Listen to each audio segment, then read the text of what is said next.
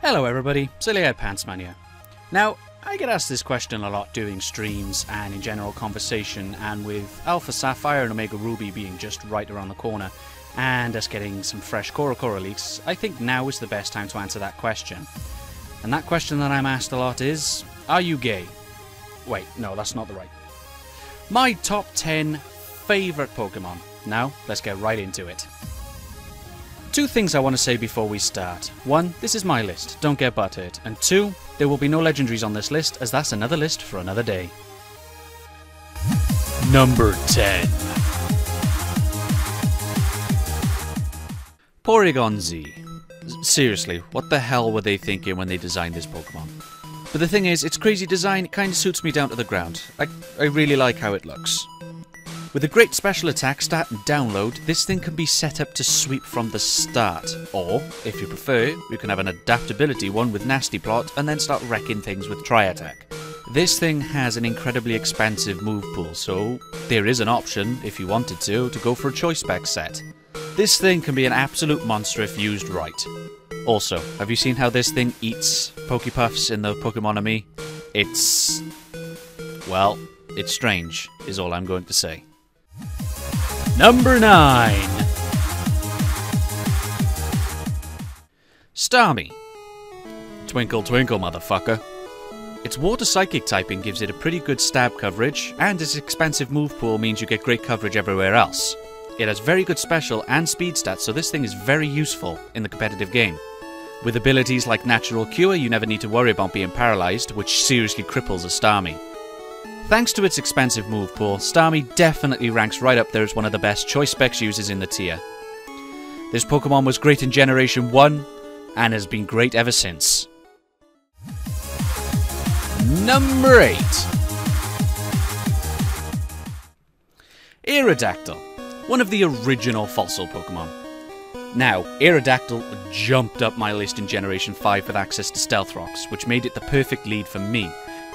With access to Stealth Rocks, Toxic, Earthquake and Stone Edge, coupled together with a Focus Sash, you're going to piss people off with this lead, if not do a good bit of damage.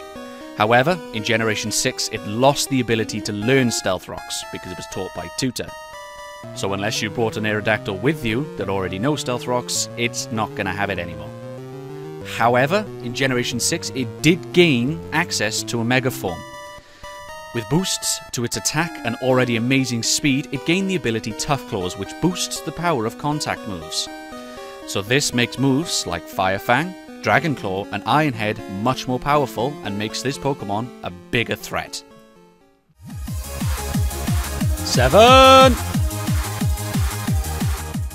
Volcarona. Praise the sun, bitches. Wow, a bug type I actually like.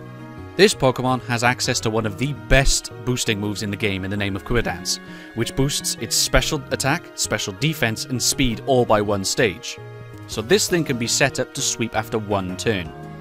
Also, it has access to Fiery Dance, which has a 50% chance of boosting its special attack again. Coupled together with Bug Buzz, this thing's going to do some serious damage, and don't even think about hiding behind a substitute with Bug Buzz, huh? It does lose points though for its massive weakness to Stealth Rocks. However, you can carry Roost. Just roost off the damage, and you'll be right as rain. Or you can carry Hurricane. Hurricane will definitely catch people out as they will not be expecting it, although be wary about using it. With a 70% accuracy you could leave yourself very open. As for items to carry on this thing, it's up to you. You can use Leftovers to stick around for a bit longer, or you can use a Life Orb to do massive damage very quickly. Unit 6! Snorlax. Well, it took him 6 generations, but the fat fuck is finally standing. This, after probably a very few fair others, is one of the most recognizable Pokemon in the game. He has been blocking your paths for generations. With a monstrous 160 hit point stat and an impressive 110 special defense stat, coupled together with a careful nature, this thing is going to be taking special hits for days. Not only that, it has an impressive 110 attack stat, so this thing can deal damage as well. My favourite set to run on a Snorlax is the Curselax set. Doesn't really need to be a lot said about it, but Use Curse to reduce your already terrible speed and boost your attack and defense, and you will stick around for ages. It's up to you as well, whether you use leftovers for residual healing, or use a Chesto Resto set just to get all of your health back in one shot. It's a 5! Jolteon.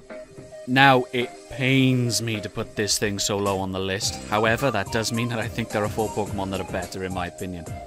It has an insane speed stat and a very impressive special attack stat, meaning that you can use this thing as a Choice Specs Volt Switcher if you want. Or, you can run my personal favourite set, and run the Charge Beam Substitute Baton Pass Thunderbolt set. So, boost up with Charge Beam, wreck with Thunderbolt, someone switches in with a ground type, Baton Pass out. You're probably going to be faster than it. Now, I love how this thing looks. It looks cute, but it looks vicious at the same time, and I don't know what it is about it, I just love that. Jolteon may have dropped down the tier usage in Generation 6, and I'm not entirely sure why, but it'd still be one of my favourite Pokemon and will always be a member on my team. Number 4. Milotic. Yeah, I don't know why I thought that was a good idea. This thing is said to be one of the most beautiful Pokemon. And you know what? It looks fucking gorgeous, doesn't it? It's incredible. Not to mention, it's also one of the Pokemon that looks much, much better in its shiny form, but still looks pretty cool normally. This thing is a pretty impressive special wall, but give it Scald, this thing can be a physical wall too. And, with access to Marvel Scale, this thing is a perfect rest talker. First, use Scald to burn your opponent. Then, use Rest to activate your Marvel Scale whilst healing. This effectively quarters the damage you will take from physical moves. People underestimate this Pokemon, which is what makes it so dangerous. Plus, I just love using Rest Talk because it pisses so many people off. Milotic. Again, will always be a member on my team. Number 3. Blaziken. That's speed boost though. No, but all jokes aside, this is a very impressive Pokemon. This Pokemon was impressive back in Generation 3 before it got Speed Boost, but just got much better after it did. After gaining access to Speed Boost, it didn't really need a Mega Form, but it got one and we have to deal with it now anyway.